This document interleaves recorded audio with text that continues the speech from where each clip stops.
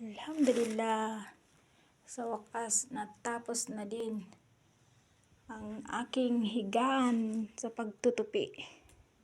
Buong maghapon hindi natupi, hindi nalinisan.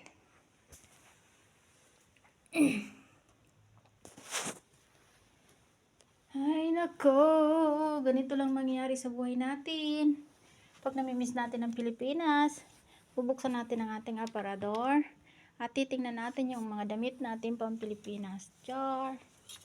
Ito na-miss ko to, lagi ko to sinusuot sa accommodation. Lagi ko yung sinusuot sa accommodation, pati ito. O, diba? Namimiss ko yan. Tsaka tagwa 150 lang ang bili ko niyan. Oh, I miss you.